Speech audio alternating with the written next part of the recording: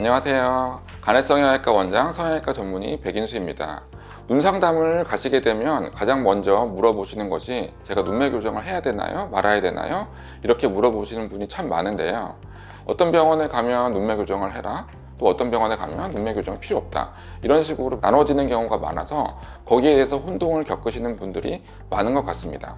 오늘 이렇게 좀 혼동스러운 눈매 교정에 대해서 알아보는 시간을 가지도록 하겠습니다.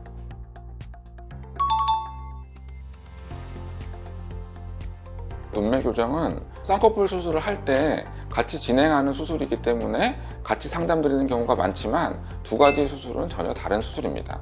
첫 번째로 쌍꺼풀 수술은 말 그대로 꺼풀을 두 개로 만들어주는 것입니다.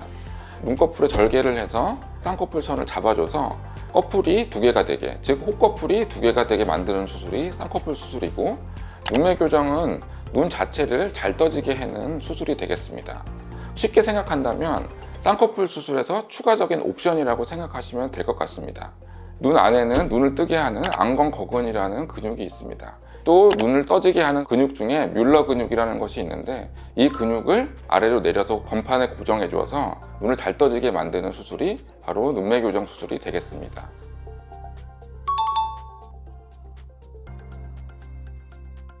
눈매 교정의 방식은 비절개법과 절개법 두 가지로 크게 나눌 수 있는데요.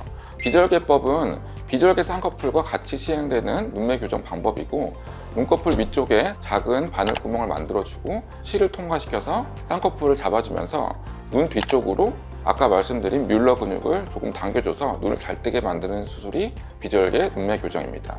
비절개 눈매 교정은 피부 처짐이 없고 눈두덩이 피부가 얇고 지방이 없는 분들, 그리고 안검하수의 교정량이 작아도 되는 분들에게 시행되는 수술입니다. 그리고 비절개 눈매 교정은 겉으로 절개선이 없기 때문에 흉터가 남지 않고 회복기간이 짧다는 장점이 있어서 회복기간을 짧게 가져가시고 싶은 분들에게 많이 추천되는 방법이 되겠습니다. 절개법은 절개법 쌍꺼풀과 같이 진행되는 눈매 교정의 방식이 되겠습니다. 눈두덩이에 칼로 절개를 가하고 필요 없는 부분은 조금 제거한 뒤에 하는 방식이 되겠습니다. 이때 사용하는 근육은 안검거근이라고 하는 눈두덩이 위쪽에 있는 눈을 떠주는 근육이 되겠는데요. 이 근육을 아래쪽으로 내려서 건판이라고 하는 구조물에 고정을 시켜서 당겨주면 눈을 잘 뜨게 됩니다. 이 방법이 절개법 눈매 교정이 되겠고, 이 수술에 적합한 사람은 눈두덩이에 지방이 많거나 눈두덩이에 피부가 처짐이 많거나 할 때가 되겠고, 또 눈매 교정을 해야 되는 양이 많거나 안검하수의 양이 짝짝이어서 눈 뜨는 근육의 힘이 왼쪽 오른쪽이 차이가 많이 날 때 시행되는 방법이 되겠습니다.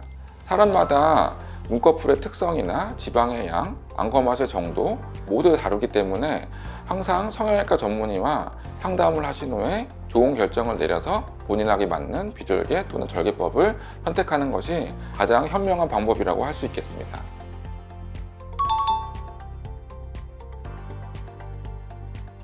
비절개 눈매 교정은 수술적인 특징상 재발이 약간 많은 것은 사실이지만 실로 눈 안쪽에 있는 뮬러 근육을 묶는 방법이기 때문에 시간이 지나면서 실이 파고드는 과정 중에서 유착이 생기기 때문에 완전히 다 안검하수가 재발되는 것은 아닙니다. 그렇기 때문에 이 수술을 받더라도 일정 부분 안검하수가 개선되는 방식이 되고, 이 수술을 받는 사람은 원래부터 안검하수의 교정량이 많지 않아도 되는 분이기 때문에 적절하게 수술을 선택하였다면 충분히 만족할 만한 결과를 얻으실 수 있습니다. 비절개 눈매 교정은 생각보다 쉽게 풀리지 않기 때문에 풀릴 걱정을 하셔서 비절개 눈매 교정을 선택하지 않는 것은 아니고, 본인 눈이 원래 비절개 눈매 교정에 맞는 눈이기 때문에 시행하는 것입니다.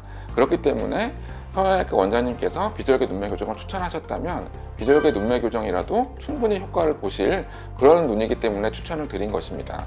이 점을 참고하셔서 수술 방법을 결정하셨으면 좋겠습니다.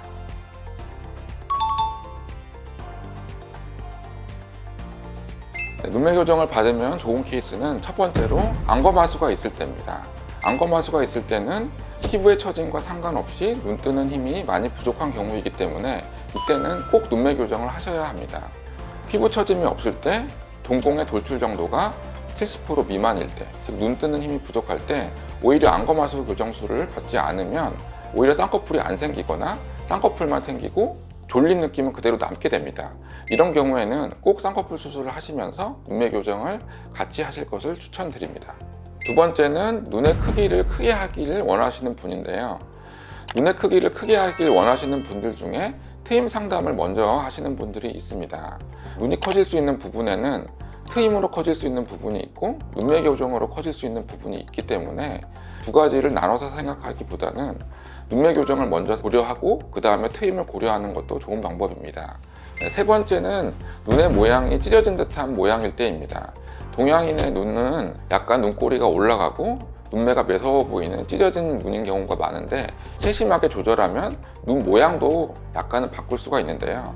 이렇게 눈이 매서운 경우에 내측 부분에 눈매 교정을 해주면 눈 안쪽 부분이 올라가서 눈꼬리의 매서운 부분이 없어지게 됩니다.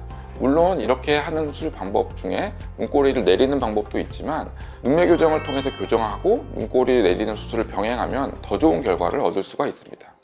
네, 오늘은 눈매 교정에 대해서 알아보았는데요. 눈매 교정을 꼭 해야 하냐 말아야 하냐 이런 문제는 성형외과 전문의 선생님과 상의하셔서 결정하시는 것이 가장 중요하다고 할 수 있겠습니다. 이상 간해성형외과 원장 성형외과 전문의 백인수였습니다.